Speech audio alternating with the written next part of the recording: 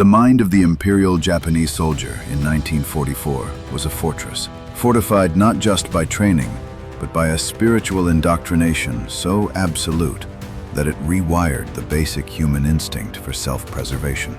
To the average rifleman hunkered down in the coral caves of Peleliu or the black volcanic sands of Iwo Jima, the concept of surrender did not exist.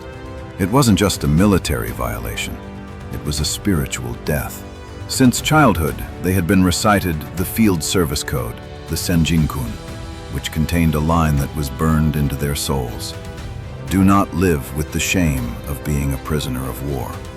To be captured was to cease to be human.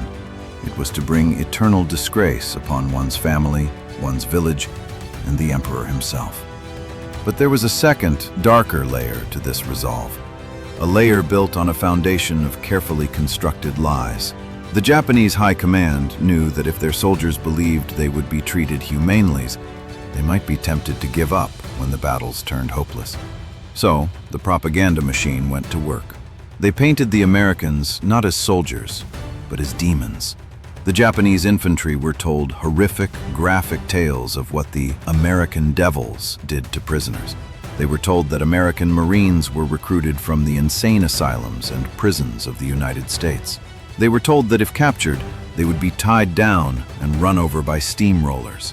They were told their eyes would be gouged out, their ears sliced off for trophies, and that they would be slowly butchered while fully conscious. This fear was the fuel that powered the banzai charges.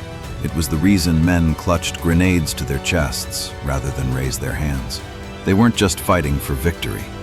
They were fighting to avoid a fate they believed was worse than death. They believed that the muzzle of their own Arisaka rifle was their only friend left in the world, the only thing that could save them from the torture of the American sadists. By the spring of 1945, on the island of Okinawa, this fear had reached a fever pitch. The battle for Okinawa was the Typhoon of Steel, a grinding, muddy, bloody slog that decimated the landscape and the men fighting on it. In the southern sector of the island, a young Japanese private named Kenji, let's call him Kenji, though he represents thousands of men like him, was crouching in a limestone cave, listening to the world end outside. Kenji was 19 years old. He was a conscript, a farmer's son who missed the rice paddies of his home prefecture. But in that cave, he was a cornered animal. His unit had been shattered. His officers were dead, having committed seppuku days earlier when the American tanks overran their command post. Kenji and a handful of survivors were starving, their uniforms rotting off their bodies in the humidity, surviving on muddy water and fear. Outside the cave, the American war machine was grinding forward. The ground shook constantly from the impact of naval artillery shells fired from the battleships offshore. The air smelled of cordite, rotting vegetation, and the sickly sweet scent of unburied bodies. Kenji gripped his rifle, his knuckles white. He knew the end was coming. He had one hand grenade left. He had been saving it. The instructions from his sergeant had been clear. When the enemy comes, take as many as you can with you. If you cannot, use the grenade on yourself. Do not let them take you. He could hear them now. The distinctive clank-clank of a Sherman tank's tracks, the shout of foreign voices, the roar of a flamethrower spewing liquid fire into a nearby spider hole. Kenji closed his eyes and prayed to his ancestors. He prepared to die. But war rarely goes according to plan. As Kenji moved to the mouth of the cave, preparing to throw his last grenade, a mortar round landed just outside the entrance. The concussion was devastating. It didn't kill him, but the overpressure slammed him backward against the limestone wall. Shrapnel tore into his leg and chest. The world went white, then gray, then silent. The grenade rolled from his hand, unpinned but the striker unreleased, lost in the rubble. He tried to move, to reach for his weapon, to finish the job, but his body refused to obey. Darkness swallowed him. When Kenji floated back to consciousness, the first thing he registered was pain. It was a searing, hot agony radiating from his chest and thigh. The second thing he registered was the sound of voices. They were low, guttural, and speaking a language he didn't understand. English. Panic, cold and electric, surged through his battered body.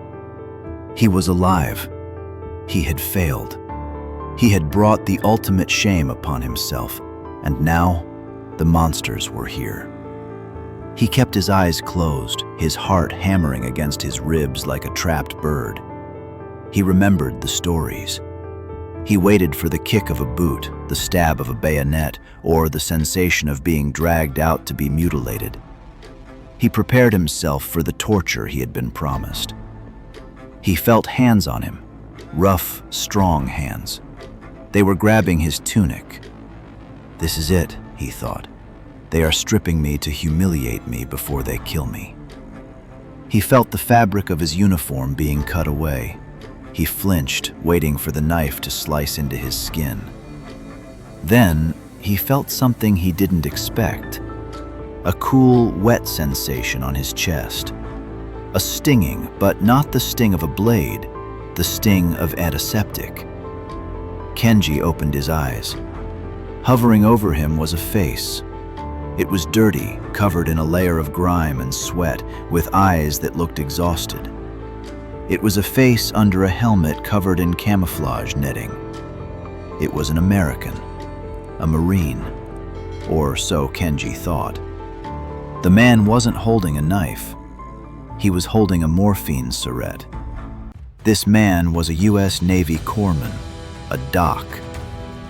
In the Pacific Theater, these medics were the guardian angels of the Marines, men who carried medical kits instead of rifles, men who ran into the fire to patch up the wounded.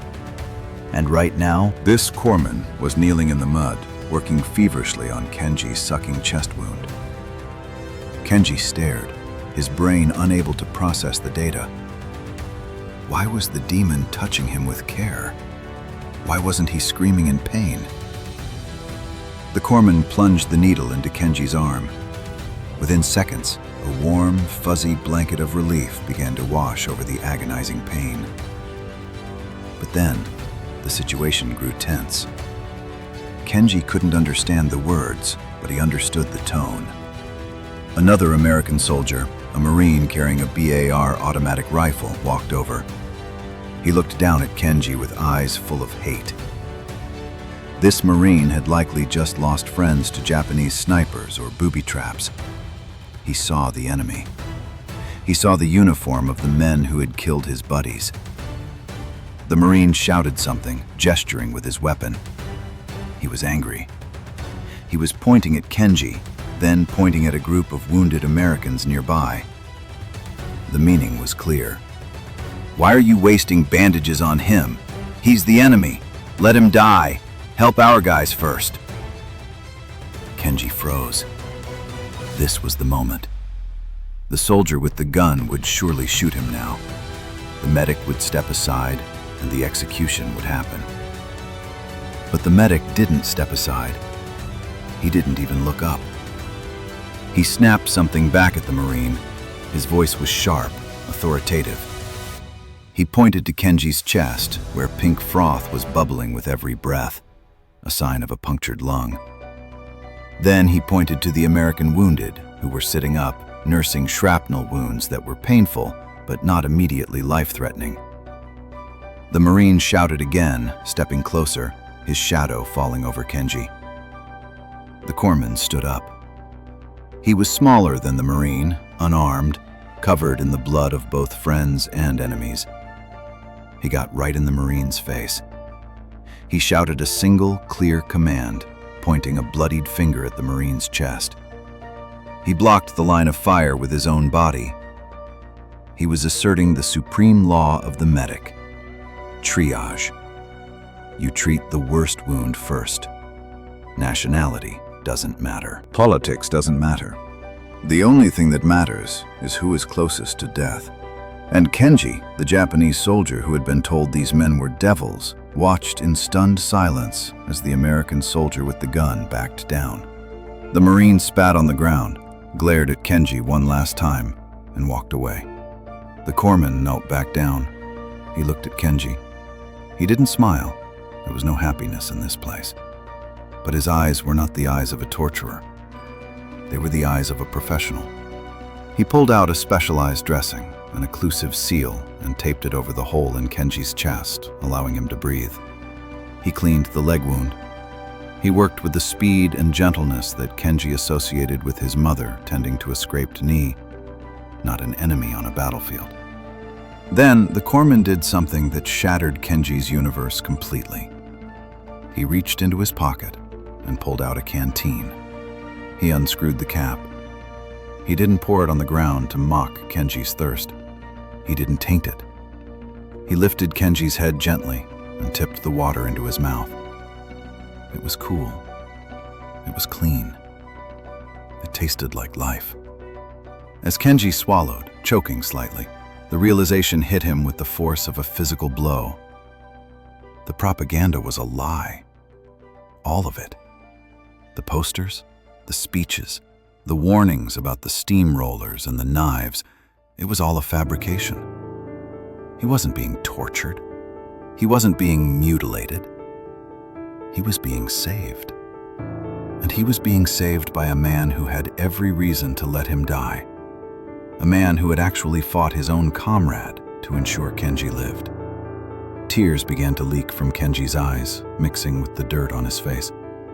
They weren't tears of physical pain anymore. They were tears of a profound, shattering confusion. His honor demanded he die.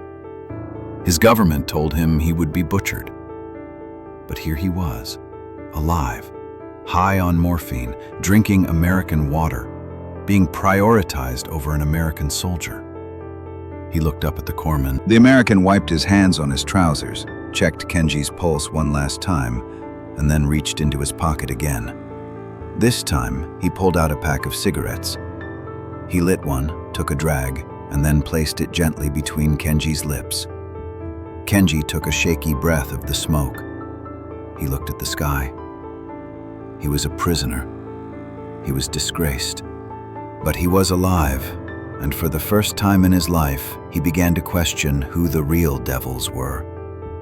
The cigarette burned slowly between Kenji's lips, a tiny ember of normalcy in a world of madness. The nicotine hit his system, calming the tremors in his hands, but his mind was still racing. The corpsman, Kenji would later learn the Americans called him Doc, moved on to the next wounded man, leaving Kenji propped up against a rock. Kenji watched him. He watched the Doc move among the bodies scattered in the clearing. He saw him treat a Marine with a shattered arm, speaking softly to him. He saw him check a man who was lying still, shaking his head and covering the face with a poncho. There was no distinction in the corpsman's hands. The blood of the Japanese and the blood of the American looked the same on his uniform. Later that afternoon, a Jeep arrived. It was a modified Willys Jeep, rigged with stretchers across the hood and back seat. Kenji was lifted onto one of them. He tensed again, expecting rough handling, expecting to be thrown like a sack of rice. But the hands that lifted him were firm and careful. As the Jeep bounced over the rutted tracks away from the front lines, Kenji looked back. He saw the cave where his friends had died. He saw the smoke rising from the ridges. He felt a strange, hollow sensation in his chest that had nothing to do with the shrapnel. It was the death of his old self. The soldier of the Emperor was gone, left behind in that cave. In his place was something new, something fragile and undefined. A survivor. The journey to the rear was a blur of pain and noise. The Jeep passed columns of American troops moving up to the line. They looked at the Japanese prisoner on the stretcher. Some stared with curiosity, others with open hostility. One soldier made a slashing motion across his throat. Kenji flinched, the old fear sparking again. But the driver, a gum-chewing American private, just shouted something back at the soldier and kept driving. They arrived at a field hospital. a sprawling canvas city of tents marked with massive red crosses. The smell here was different. It smelled of antiseptic, ether, and coffee. Kenji was unloaded and carried into a triage tent. It was chaos, but controlled chaos. Doctors in blood-smeared aprons moved from table to table. Nurses, women, moved with purpose, carrying trays of instruments. Kenji was placed on an operating table. A doctor with a mask over his face looked down at him.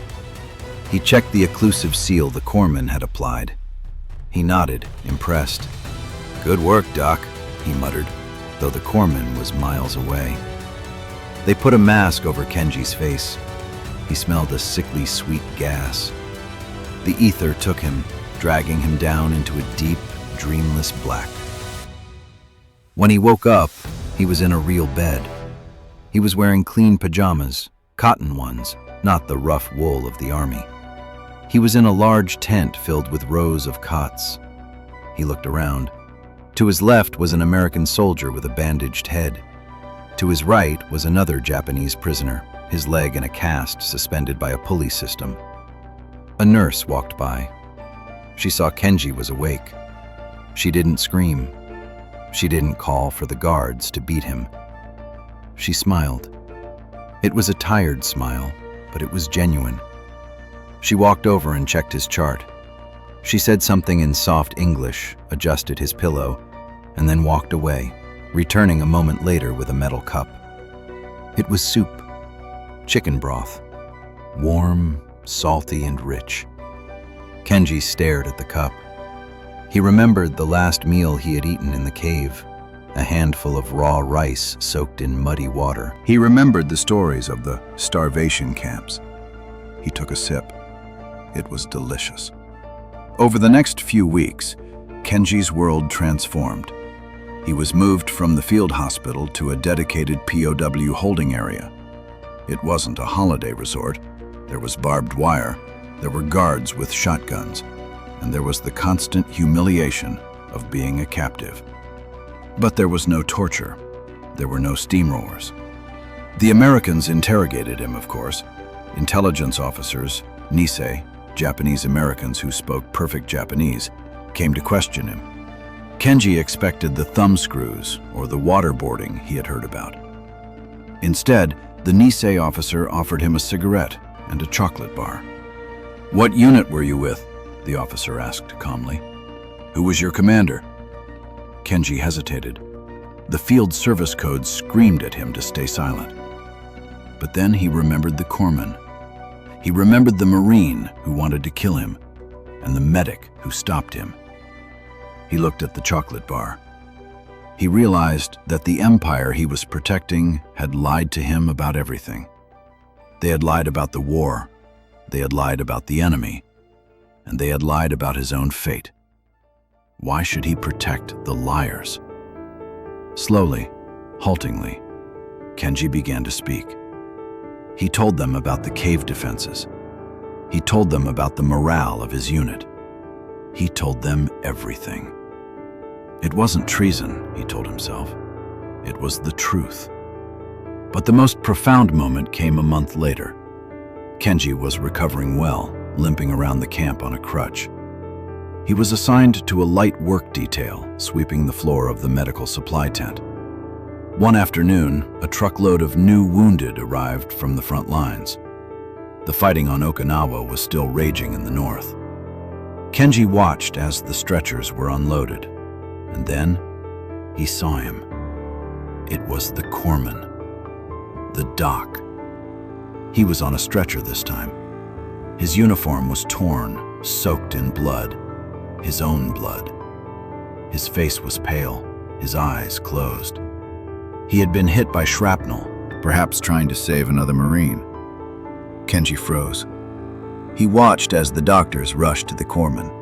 He saw the urgency in their movements. This was one of their own. Kenji dropped his broom. He shouldn't have moved. He was a prisoner. He was supposed to stay in his designated area, but his feet moved on their own. He hobbled toward the triage area. A guard stepped in front of him, raising his baton. "Back up, Tojo," the guard shouted. Kenji ignored him. He pointed at the corpsman. "He saved me," Kenji stammered in broken English, words he had picked up in the hospital. "He saved me." The guard hesitated, looking from the Japanese prisoner to the wounded American on the stretcher. The doctors were working on the corpsman. They needed plasma. They were shouting for a line. Kenji stood there helpless, watching the man who had given him water, the man who had defied his own comrade to save an enemy, fighting for his life. Kenji couldn't do anything medical. He couldn't operate. But he could do the only thing permitted to him. He bowed. Right there in the middle of the American field hospital, surrounded by the machinery of his enemy, Kenji bowed deeply, perfectly, holding the position. It was the highest sign of respect in his culture. He bowed to the unconscious American. He bowed to the spirit of the man who had taught him that humanity could exist in hell. The corpsman survived. Kenji saw him a week later, sitting up in bed smoking a cigarette.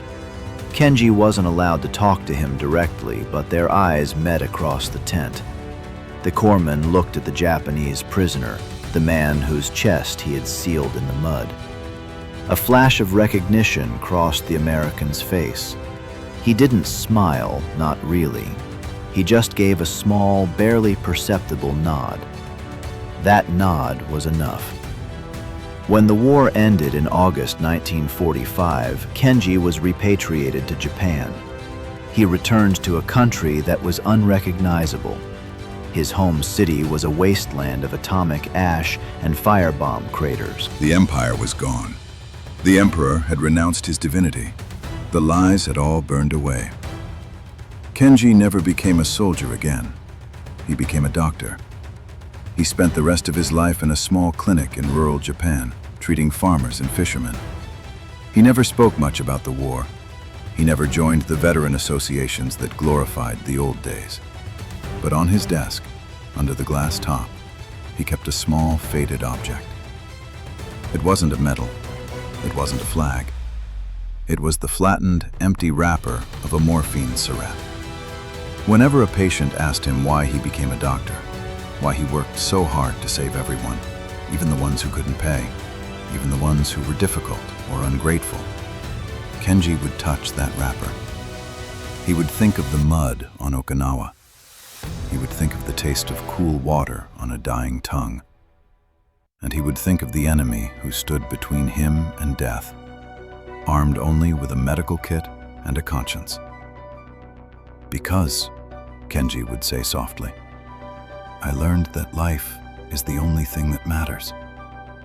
And sometimes you have to fight the whole world just to save one breath."